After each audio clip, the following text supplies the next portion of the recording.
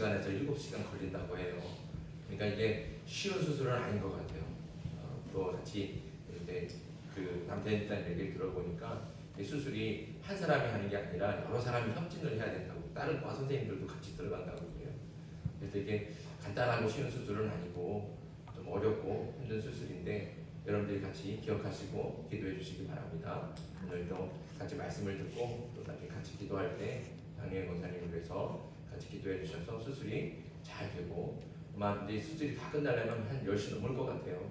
그러니까 수술이 잘 진행이 되고 정말 실수하지 않고 깨끗하게 마무리돼서 잘 회복이 되고 치료될 수 있도록 기억하시고 기도해 주시기 바랍니다. 오늘 본문은 우리가 딱 2절 말씀 읽었는데, 사실 이 본문 전체 내용은 이 앞에 있는 6장 24절부터 시작이 됩니다. 6장 24절부터 시작이 돼서 7장 맨 끝에 20절까지 좀 긴 분량이죠. 이 내용이 뭐냐면 아람, 이제 이스라엘, 북이스라엘과 아람의 사이의 전쟁을 이야기하는 겁니다. 아람 군대가 북이스라엘의 수도인 사마리아를 쳐들어온 거예요. 근데 이 사마리아라고 하는 성은 언덕 위 아주 높은 곳에 지어졌습니다. 그래서 이게 쉽게 공격할 수 없고 또 방어하는 사람들은 쉽게 막아낼 수 있는 거예요. 그러니까 이 사마리아 성은 아주 방어하기가 좋은 그런 아주 완전한 요새죠. 아주 좋은 요새입니다. 그래서 사람들이 잘 이렇게 침략할 수 없고 공격하기 힘든 그런 성이 바로 사마리아 성이었습니다. 그러나 이런 안전한 요새도 한 가지 결정적인 약점이 하나 있었는데, 도시가 높은 곳에 있다 보니까 그 안에서 물자를 생산해내지 못하는 거예요. 식량도 여러 가지 물자들도 이 모든 게 다 어디서 와야 돼? 밑에서 다 이제 올라와야 되는 거예요. 밖에서 가져와야 되는 거예요. 그러니까 만약에 이 물자들이 들어와야 되는데 이 보급로가 끊기게 되면 이제 안에는 좀 아주 혼란을 겪게 되는 거예요. 그게 바로 사마리아의 치명적인 약점이었습니다. 자, 이 약점을 알게 된 아람 군대가 사마리아를 쳐들어왔는데 굳이 공격을 하지 않습니다. 공격하지 않고 뭐해요? 그냥 그 성을 뺑 둘러서 에워싸는 거예요. 그래서 아무도 지나가지도 못하게 하고 나오지도 못하게 하고 막 막아버리는 겁니다. 그렇게 해서 에워싸고 식량과 물자가 들어가지 못하게 막기만 했습니다. 그러다 정말로 얼마 안 가서 사마리아는 극심한 혼란에 빠졌어요. 그 혼란을 잘 보여주는 말씀이 6장 25절이거든요. 자, 6장 25절 한번 봅시다. 6장 25절. 6장 25절 같이 읽습니다. 시작. 아람 사람이 사마리아를 에워싸므로 성중이 크게 줄여서 나귀머리 하나에 은 80세겔이요 비둘기 똥 4분의 1 값에 은 5세겔이라 하니. 아멘. 사마리아의 가장 심각한 문제, 아람 군대가 그렇게 사마리아 성을 에워싸고 포위하고 나니까 그 성에 가장 심각한 문제가 생겼는데, 그게 뭐냐 하면 가장 심각한 문제는 식량 문제라는 거죠. 식량이 부족해지는 겁니다. 식량이 부족해지니까 나귀 머리 이거를 먹는다는 거예요. 왜 나귀 머리가 중요하냐? 나귀는 사실 부정한 동물이에요. 굽이 갈라지지 않고 되새김질을 하지 않아요. 그러니까 하나님께서 이스라엘 백성들한테 먹을 수 있도록 정해준 동물 뭐예요? 굽이 갈라지고 되새김질을 하는 거. 돼지는 먹어요, 못 먹어요? 못 먹어요. 왜 못 먹냐? 굽은 갈라지지만 되새김질을 안 해요. 그래서 못 먹는 거예요. 토끼 먹어요, 못 먹어요? 못 먹어요. 토끼는 굽은 갈라졌는데 되새김질은 하는데 굽이 갈라지지 않았어요. 그래서 토끼는 못 먹어요. 부정한 동물이에요. 나귀도 마찬가지예요. 나귀는 굽도 갈라지지 않았고 되새김질도 하지 않습니다. 그래서 나귀는 부정한 동물이나 절대로 이스라엘 백성들이 나귀를 먹는 일은 없습니다. 먹어서 안 되고 먹어서도 안 되고. 그런데 먹을 게 하도 없으니까 지금 뭘 먹는다고요? 나귀 머리까지 먹는 거예요. 지금 먹을 게 없으니까. 그 정도로 지금 이안이 식량난이 심각하다는 거예요. 그런데 그 나귀 머리 하나가 얼마라고요? 은 80세겔이에요. 80세겔. 자, 은 80세겔 이걸 또 따져봐야 돼요. 당시 은 한 세겔이 노동자의 4일치 일단 4일치 돈이에요. 그러니까 4일 동안 일한 돈이 바로 은 한 세겔이에요. 그럼 은 80세겔이면 며칠 동안 일해야 되는 거예요? 320일. 네, 320일. 거의 뭐예요? 1년치 연봉에 맞먹는 거예요. 그러니까 그렇게 큰 돈인데, 어마어마한 돈인데, 그거 가지고 거기다 살 수 있는 게 나귀 머리 하나라는 거죠.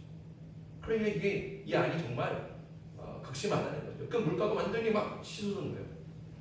또 오늘 우리가 25절 말씀 읽었는데 그 안에 보니까 또 사고 파는 게 뭘 사고 팔아요?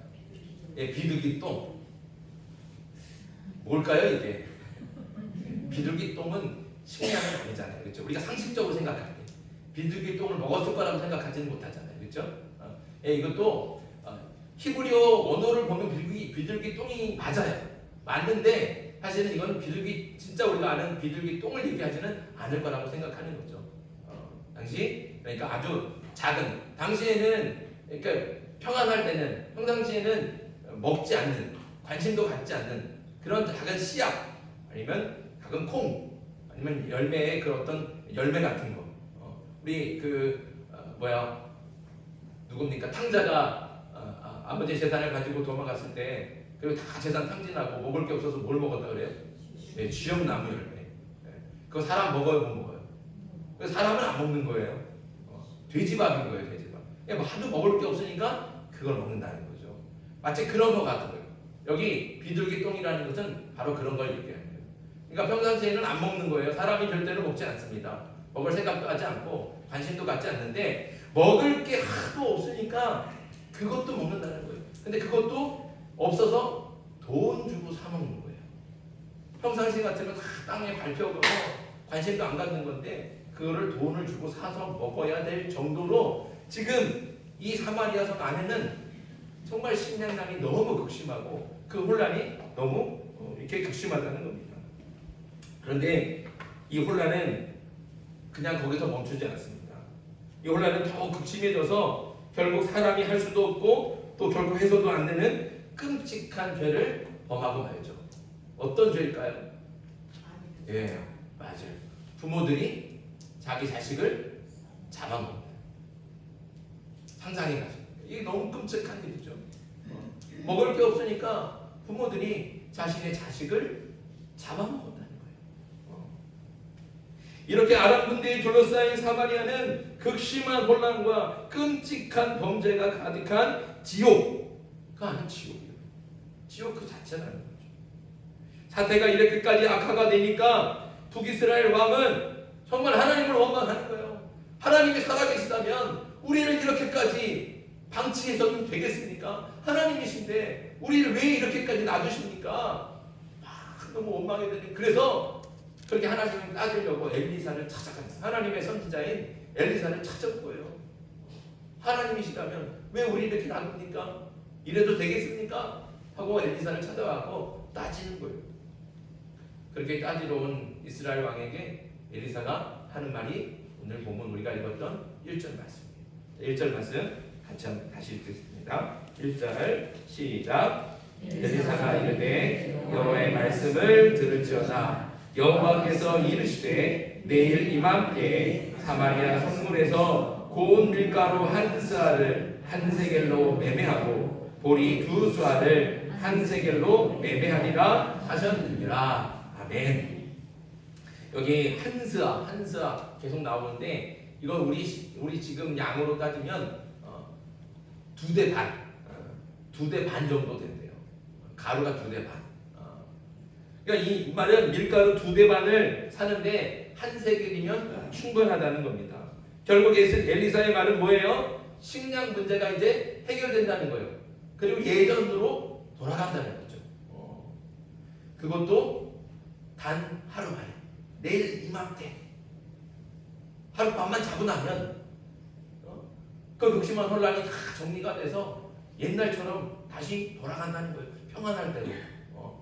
그래서 고운 가루 한 쌀을 그저 한 세겔이면 산다는 거죠. 보리는 더 싸요. 2쌀을 사는데 한 세겔이면 된다는 거죠. 옛날로 돌아간다는 거예요. 회복된다는 거예요. 그게 하나님의 약속의 말씀이라는 겁니다.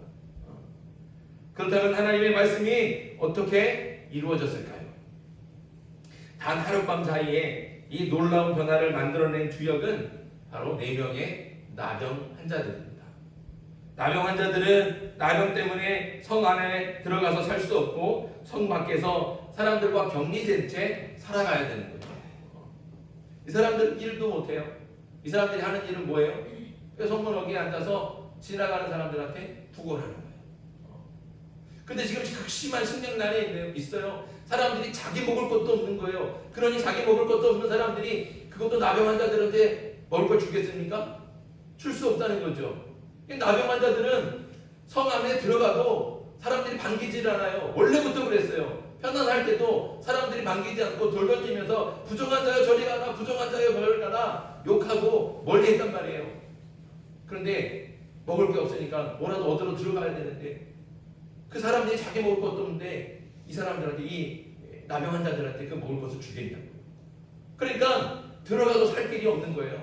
어차피 굶어 죽게 되어 있는 거예요.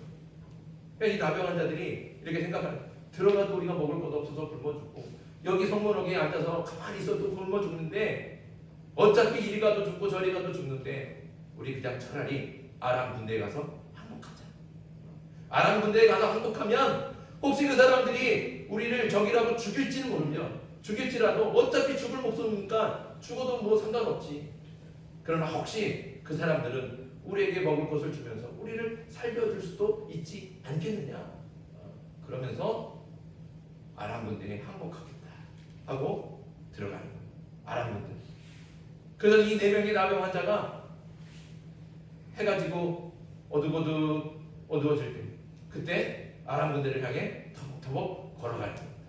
그런데 이때 놀라운 일이 일어나는 거예요. 하나님께서 그들의 발소리를 바꾸셨어요. 그들의 발소리를 마치 이스라엘의 수많은 병거와 군대와 말소리로 바꾸신 거예요. 그러니까 걸어가는 건 단 4명이 가는데 4명이 점점 아람 진영에 가까워지는데 아람 군사들이 들을 때는 뭐예요?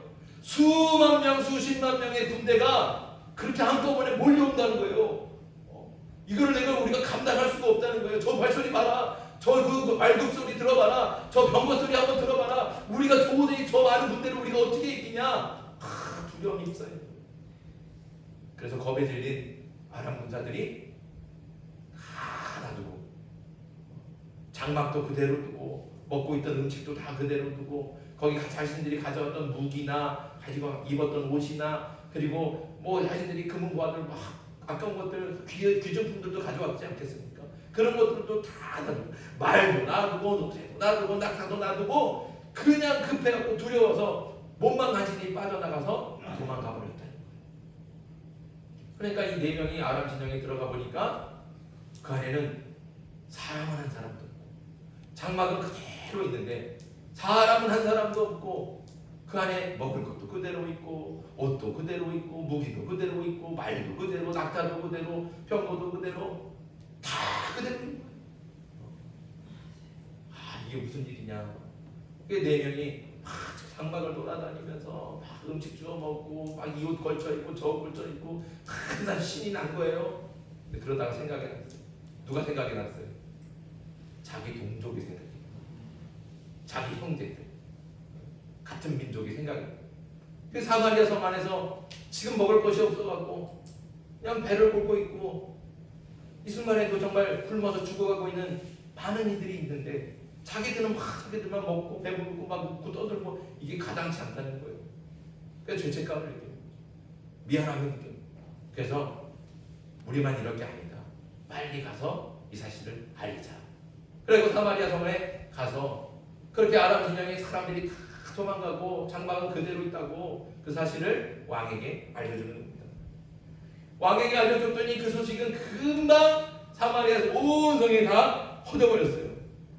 그래서 그동안 아무것도 먹지 못해서 거의 죽기 일보 직전이었던 이스라엘 백성들은 아람 군대가 다 도망갔다는 소식을 듣고 그 소식을 듣자마자 전부 다 성문을 박차고 나가서 아람 진영으로 달려갔던 겁니다. 가서 아람 사람들이 두고 간 말과 나귀는 물론이고 식량이며 옷이며 금은 보화고 이 모든 것들을 닥치는 대로 노력하는 겁니다. 그러고 나니까 어떤 일이 생깁니까? 어제까지만 해도 밤새 그렇게 노력했어요. 다 가져간 거예요. 그러고 나니까 다음날 아침 일어나 보니까 어제까지만 해도 나귀머리 하나에 은 80세겔이었던 그 물가가 뚝 떨어져 갖고 고운 가루 하나가 그 고운 가루 한 스아가 한 세겔이면 된다. 보리 두 스아도 한 세겔이면 살 수 있게 됐다는 것이죠. 하나님께서 엘리사를 통해 들려주신 말씀 그대로 된 겁니다. 자, 그런데 오늘 말씀에서 우리가 주목해야 할 것이 있습니다. 엘리사가 하나님께서 이스라엘을 회복시켜 주실 것이다 이렇게 말씀을 선포했을 때 그 말씀을 듣고도 믿지 않았던 사람이 있습니다. 바로 이스라엘의 장관이죠. 그가 하나님의 말씀을 듣고 뭐라고 했습니까? 자, 2절 말씀이에요. 2절 말씀 같이 다시 한번 읽습니다. 2절 시작. 그때 왕이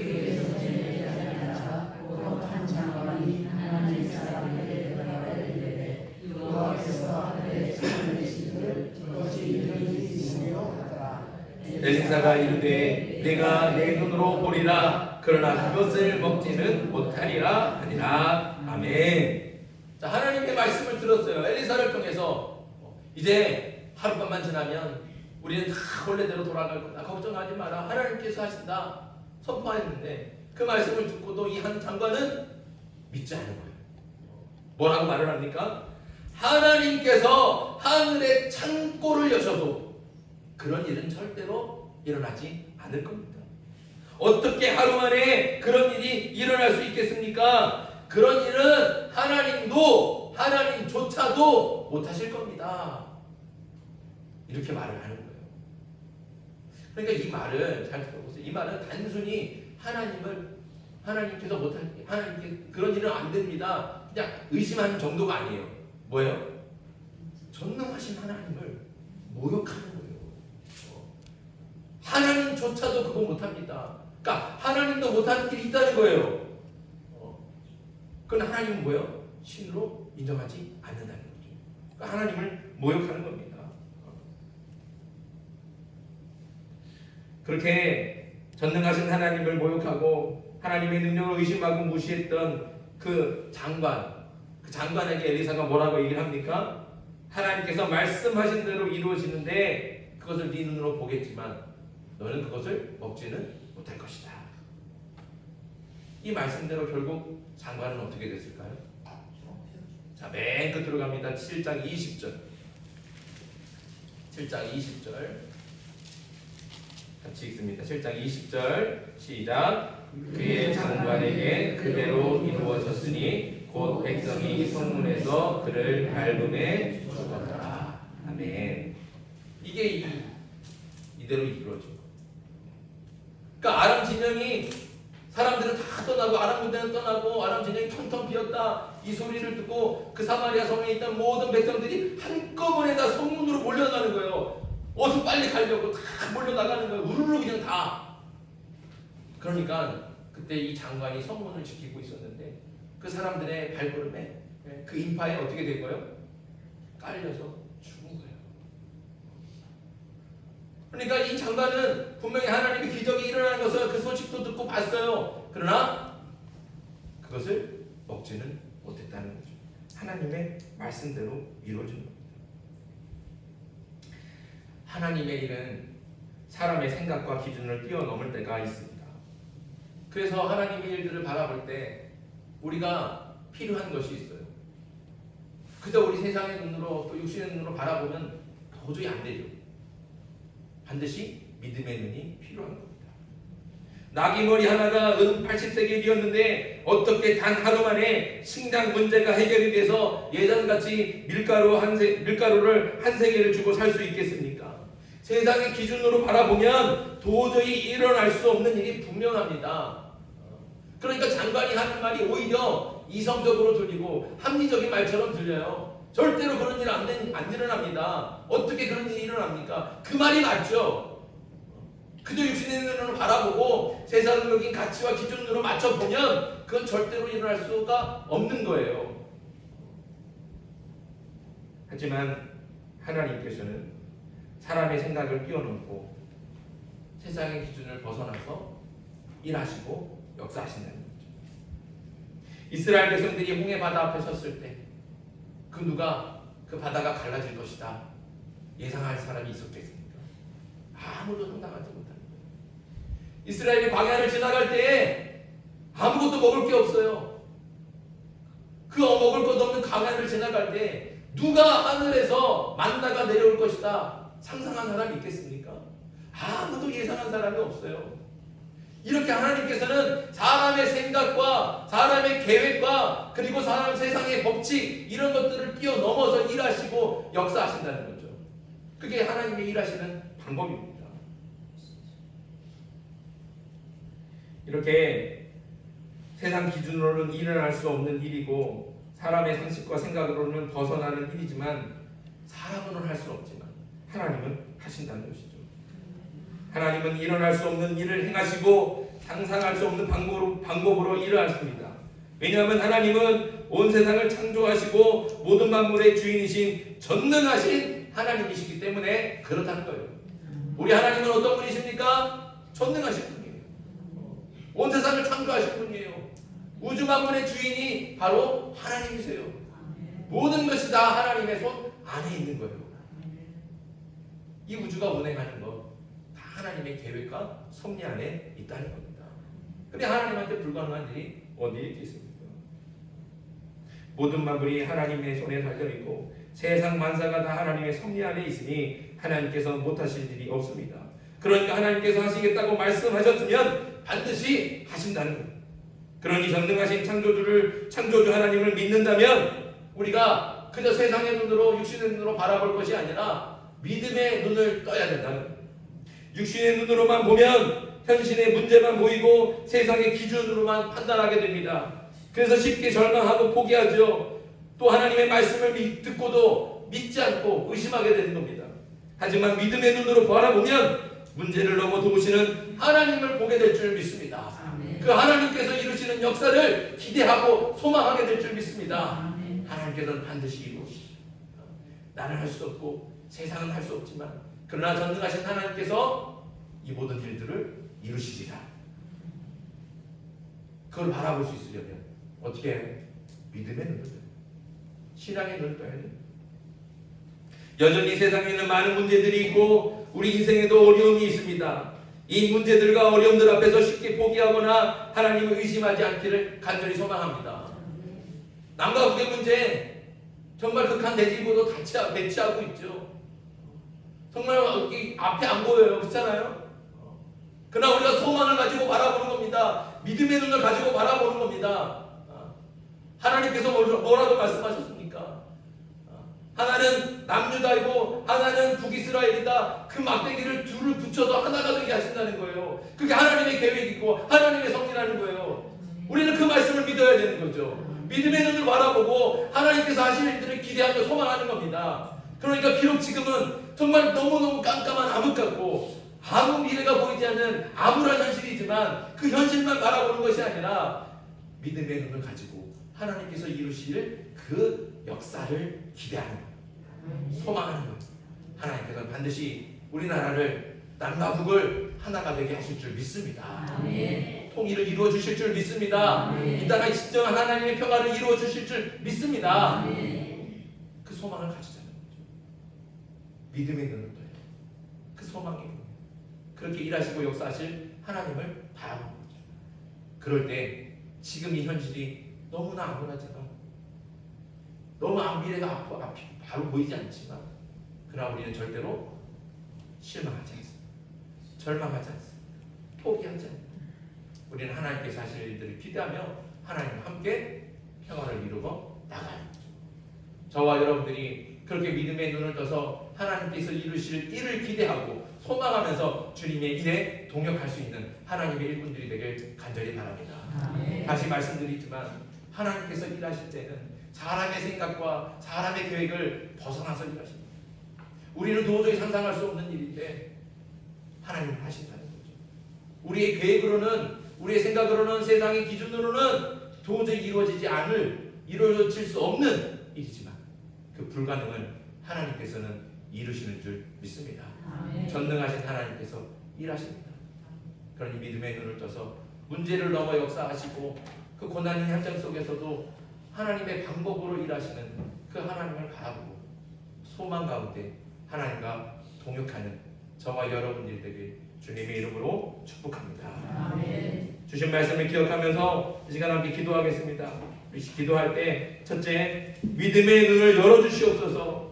믿음의 눈을 떠서 문제를 넘어 일하시고 사람의 상식과 세상의 기준을 벗어나서 역사하시는 그 하나님을 바라보게 해 주시옵소서. 둘째, 해결하기 힘든 문제를 만나고 감당할 수 없는 고난을 당할 때에도 절망하지 않고 포기하지 않게 해주시옵소서. 믿음의 눈을 떠서 하나님을 바라보게 해주시고 하나님께서 행하실 일을 기대하며 소망을 잃지 않게 해주시옵소서. 이 기도 제목 가지고 이 시간 주님을 함께 기도하겠습니다.